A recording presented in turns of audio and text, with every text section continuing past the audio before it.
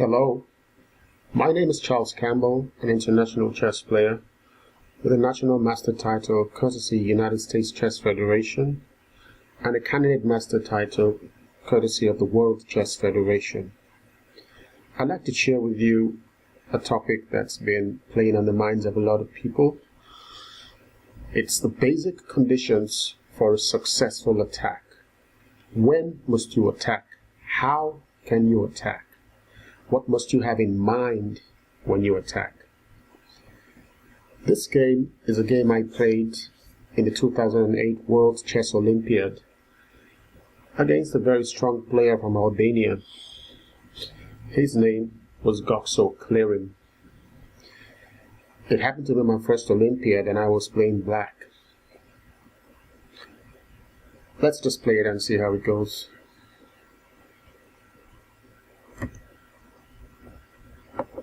Now, he started off with c4, which is, we all know, is the English opening.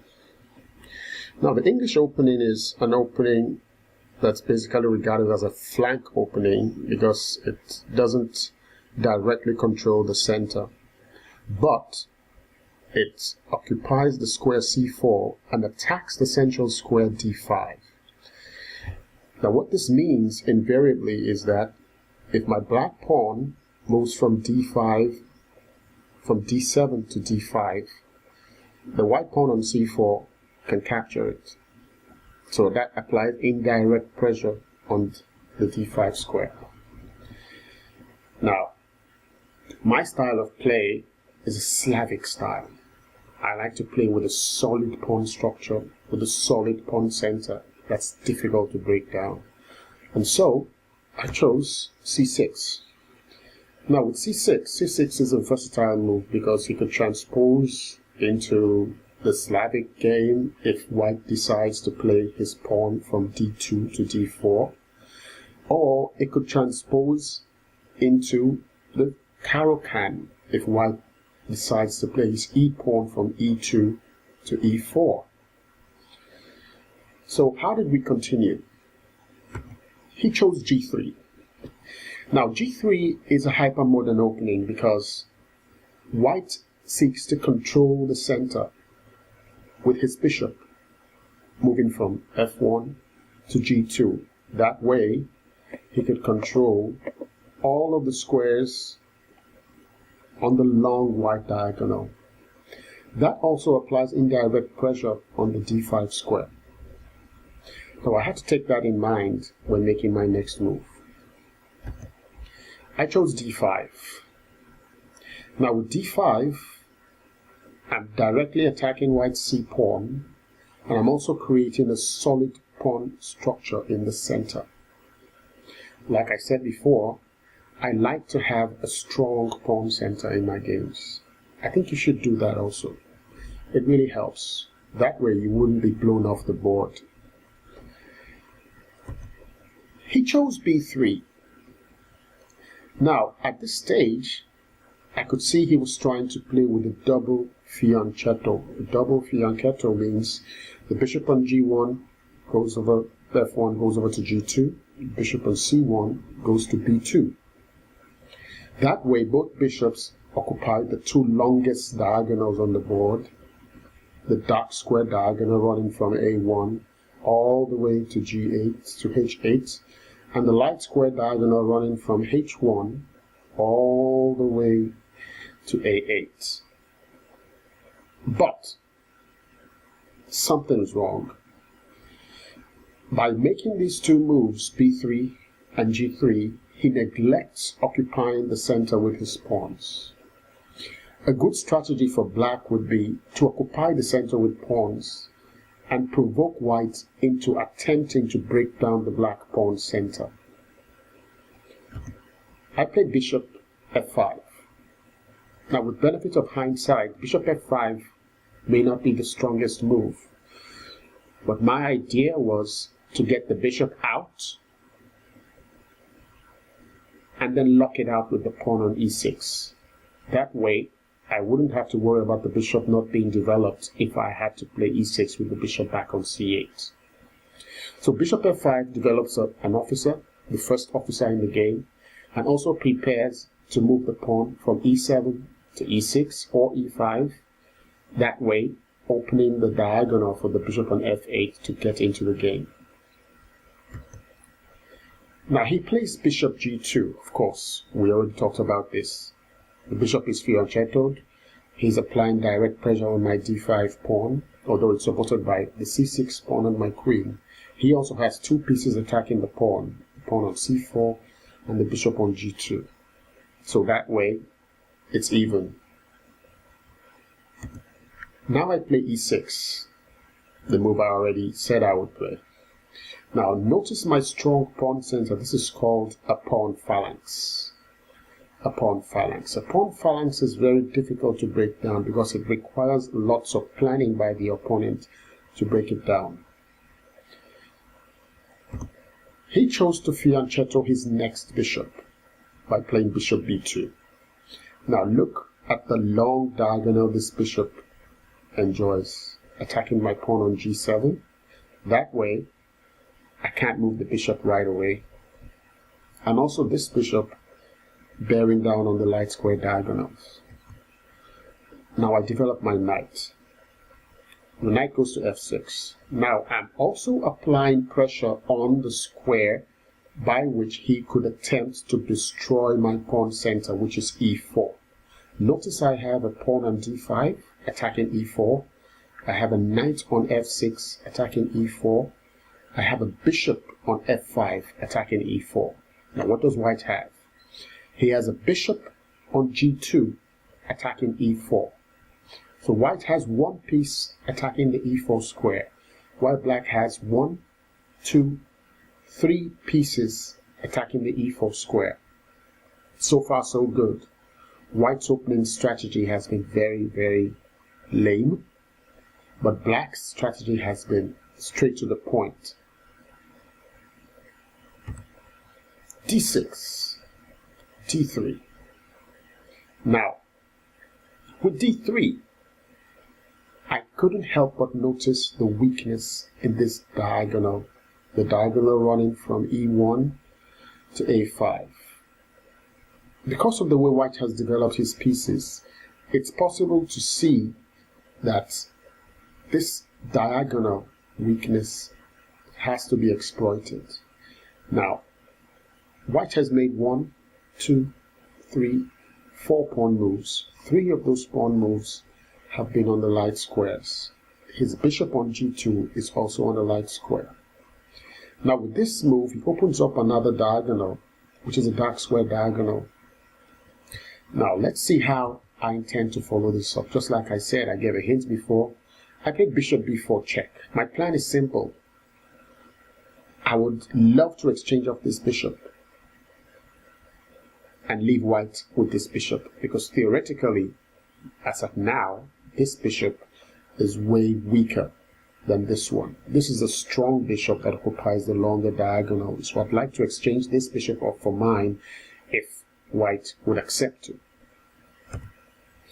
White continues his development by playing knight to d2. Now by playing knight to d2, he's applying pressure on the center, the e4 square. He's blocked the check and is getting ready to develop his pieces. Now I castle. Castling is a natural move in this position. Now he plays his knight at g1 to f3, develops the second knight, and applies more pressure on the e5 square. Now I developed my last minor piece, which is the knight on d7. Note how harmoniously my pieces are. My pieces are working together. Notice the strong pawn center. Also notice that all my moves so far have been tailored towards restricting white from playing his pawn from e2 to e4. Now, white plays h3, another cryptic move. In my opinion, this move is rather unnecessary. He should have just castled and played for the central break from e2 to e4 by moving his rook to e1 after castling. Now, I played h6. You might say, oh, why say his move is unnecessary and yours is not? Well, there's a big difference. The big difference is this. By playing h6, my bishop could retreat all the way to h7, where it keeps an eye on whatever happens on the diagonal, particularly on the e4 square. Whereas his move does little or nothing to improve his position. He finally castles. Now, after castling, you notice that all of the minor pieces have been developed for white and for black. Now a5. a5 seeks to expand my control of the center, particularly from the queenside angle. Now, look at the queenside. I'm trying to make the queenside static so that white would have very few options on that side, while still maintaining my pressure on the e4 square. Now he played a3. This was a move I was expecting, and it's a move I really liked to play against. Why? Because by playing a3, the pawn on b3 has been weakened. Now this pawn has no pawn supporting it, and the bishop will gladly retreat to d6 or e7, and then another black piece could come all the way to apply pressure on this pawn. That keeps the knight and the queen pinned towards the defense of the pawn. Now bishop e7, a natural move. Rook e1. Now what's he trying to do? He's trying to play e4. So I have to prepare myself for that move if it eventually comes. I wouldn't want e4 to come in and then he'll be attacking my bishop, which would gain a tempo for him. So naturally, bishop h7. Now I expected him to follow up with e4, but he played rook c1. Now with rook c1, he still keeps me guessing, but then his options are limited. He should have just gone ahead to attack the center, but then he didn't. Maybe lucky me. Now I play queen b6. Now just like I explained before, I'm applying pressure on this pawn, but also I'm applying pressure on the long diagonal. Now he plays queen c2, which enters a pin, an indirect pin on the bishop. Now how do I follow up? With bishop c5, I'm attacking the f2 pawn. Now, playing the pawn from e2 to e3 seriously weakens this pawn. So this is not a very good idea. Now, the only way for him to successfully defend is to move his rook, which he had earlier developed, back to f1. That's obviously a loss of 2 tempi because he moved his rook once to e8 to e1, and now he's moved the rook back to f1. Now, bringing in my bringing in the rook into the game. Now, bringing the rook into the game anticipates the opening of the c file. Also, the queen is on the c file, the white queen is on the c file, so it would be a good idea. It discourages white from capturing with c takes d5, because then his queen will be under fire from my rook. Now he plays queen c3. That's a move I really don't understand, but it looks like he's trying to increase his control of the central squares, particularly d4 and e5. But then, that move is easily met with this move. Now I bring in my last rook, anticipating a push from e6 to e5 to totally control the center. Now he didn't allow that, and so he played d4. Now d4 is a particularly bad move. Why? Because although it attacks my bishop, forces me to move the bishop away, it also blocks the diagonal of this bishop on b2. That way, the bishop has very limited scope and has nowhere to go. the bishop is blocked in by its own pawn. So I would have happily accepted this move and simply moved my bishop away, back to f8.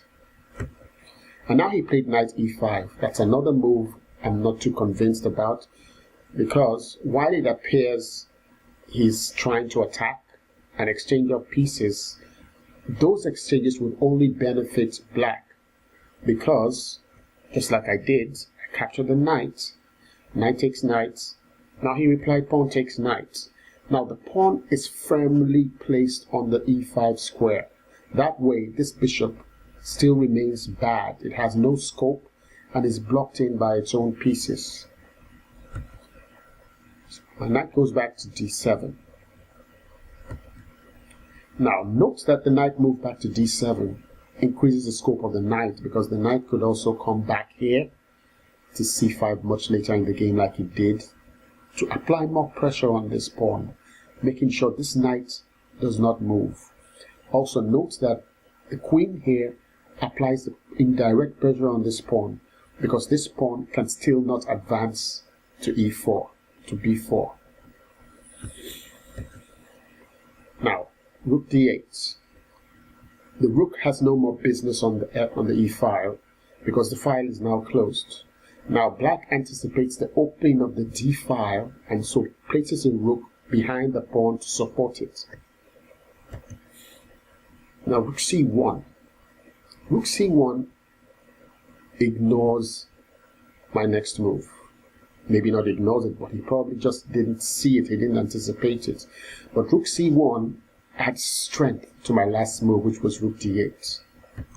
d4. Now this was obviously a blow. He never expected it. He didn't see it coming. Now what are the options? It looks like I'm giving up a free pawn, right? Queen takes pawn. Now what do I do?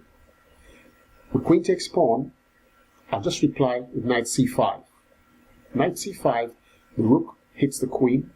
The queen has to move away, probably back to c3, and then my rook would be attacking the knight. I could take the knight, and then my knight takes the pawn on b3.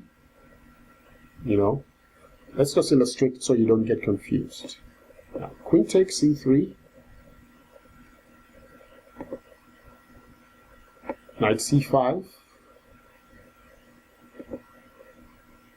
queen there, he has to protect the knight. Rook takes knight, queen takes knight, knight takes pawn. Now, in this position, white has 1, 2, 3 pawn islands. A pawn island is pawn chains that have been broken up and no longer connected. On the other hand, black has 1, 2 pawn islands, and so black's pawns are more connected, they're more united. Notice that the bishop is still bad, being blocked by its own pawn on e5. Now, go back to the position with d4. He knew he couldn't take, and so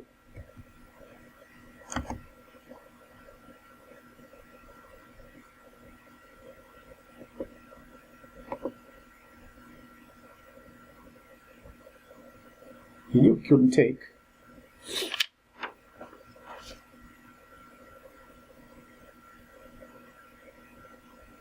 And so he played queen f3.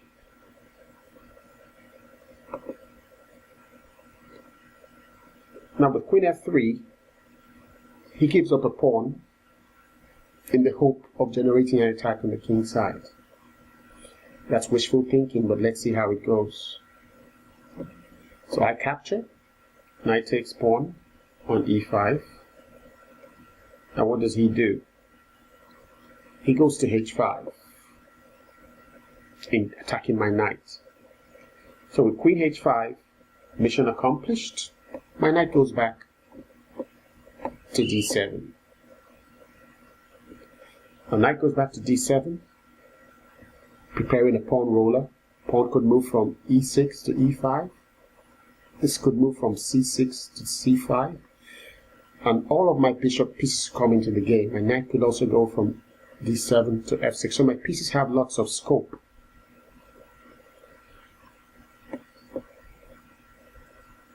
Now, bishop to e4. Now he seeks to exchange of pieces. Black doesn't want to exchange of pieces. He wants to dominate the game.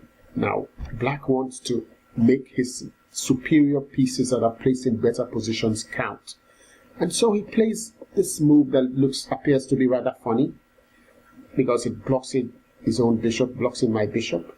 But then it prepares a pawn storm in the center. Notice that this pawn can move to f5, so this pawn could move to e5, and the pawns just start rolling all over in the center. Now with that, he goes back to f3, queen to f3. Now with queen to f3, what does he want to achieve? He's trying to make his queen safe in the first place, but also by queen to f3, he's got little or no choice about this. So after queen to f3, of course, the next move is f5. Now with f5, I'm attacking the bishop on e4. Now, by attacking the bishop on e4, he moves away to moves away his bishop to c2. And then my pawn will now look at this. This is awesome. Now the pawns are all connected and they're all rolling. All of my pawns, look at this. I haven't even lost a single pawn, and all the pawns are connected. This is awesome. So with e5, he tries to break up my flow, to break up the pawn center by playing e4. Now, I open up the d file, and then any knight move would hit the rook, would attack the knight. So with pawn takes pawn, he captures pawn takes pawn. And now my knight comes into the game with tempo, because my knight and rook are attacking this square, plus my rook is attacking the knight, the hanging knight on d2. So the position is becoming increasingly difficult for white, and objectively, I think it's lost. There's really nothing he can do about this anymore. The game is beyond him. So with knight c5, he plays rook d1 to protect his knight. And now I play queen c7.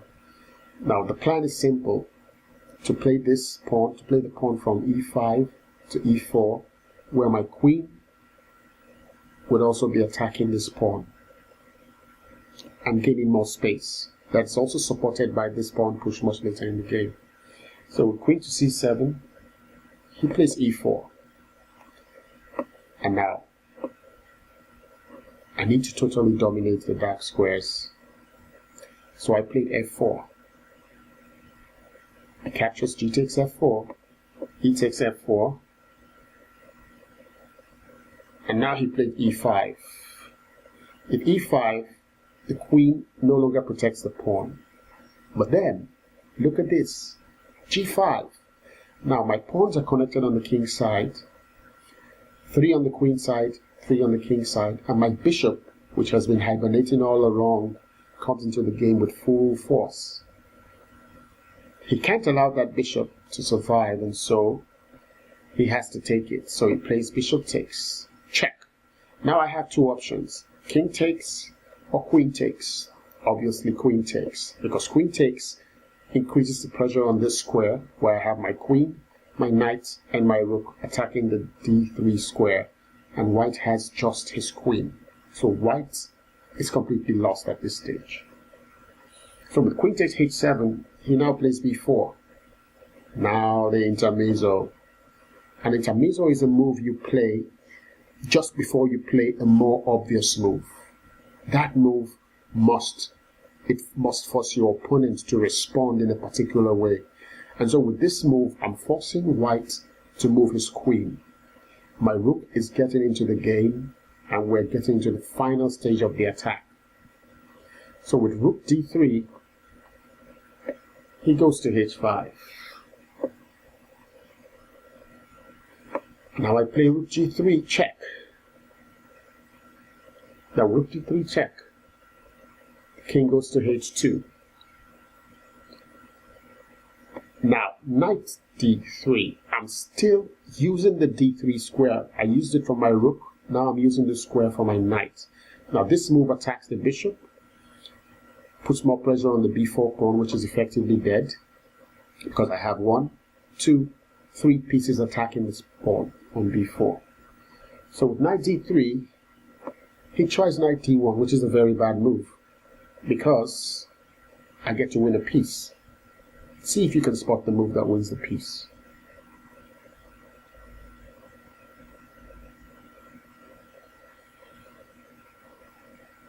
Yeah, you got it. Knight takes b2. Knight takes b2, the rook is under attack. Even if he takes my rook, which he did, I'll take back with a check. So with the check, king takes, now I still get to take the rook on d1.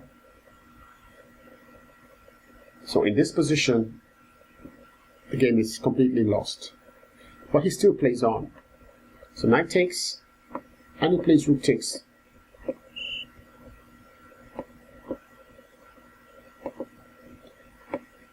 He plays rook takes d1. Now rook takes d1, now I can take the pawn. A takes b4. A takes b4. Now this is the final stage of the attack. I have to get my pieces in, heavy pieces in, to dominate the game. So queen f5.